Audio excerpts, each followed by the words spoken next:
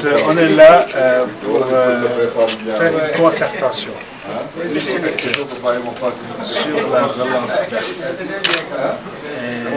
Ce qui a permis cet événement, c'est que nous avons eu à faire une étude de redevabilité de la gouvernance de la riposte Covid-19 par l'État du Sénégal.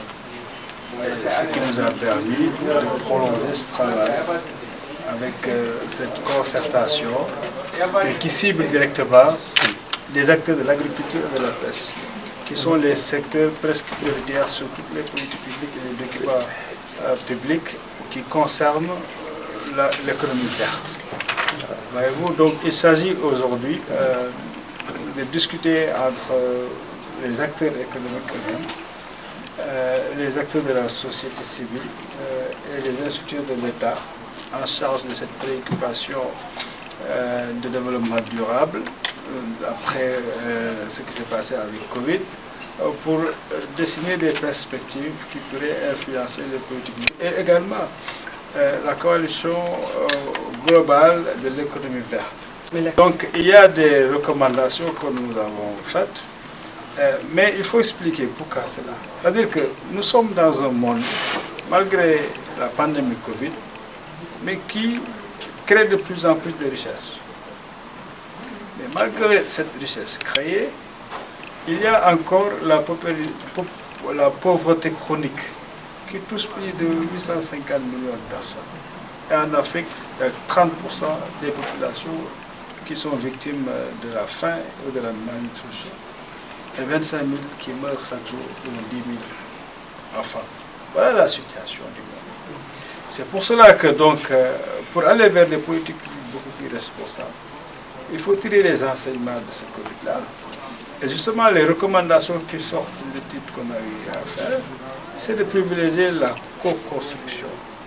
C'est de privilégier également une redevabilité des politiques publiques pertinentes. C'est-à-dire que les politiques publiques doivent non seulement rendre compte aux populations, mais surtout dans une approche très inclusive qui tienne compte mais les aspirations des populations les plus vulnérables. C'est ce qui manquait justement jusque-là dans la chaîne de valeur, dans la chaîne de prise de décision.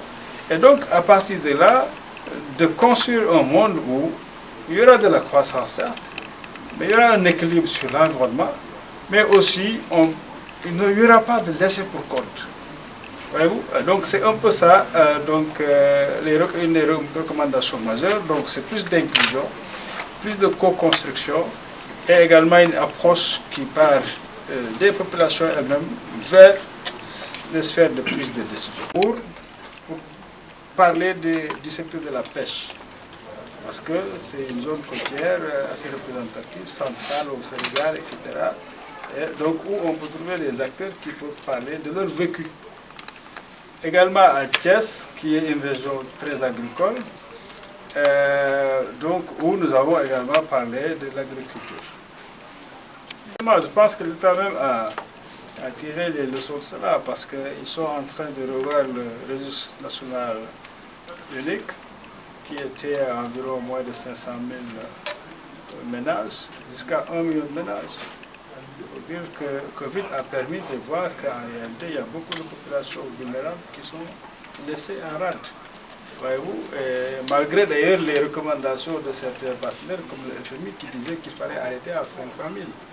L'État va jusqu'à 1 million. Donc je pense qu'il y a des leçons qui sont tirées de cela, mais ça ne suffit pas parce que la RNU c'est pour identifier surtout les ménages qui sont vraiment dans l'extrême pauvreté. Mais au-delà de cela, je pense qu'il faut des politiques qui apportent des solutions beaucoup plus durables, c'est-à-dire sortir ces populations-là de la pauvreté carrément.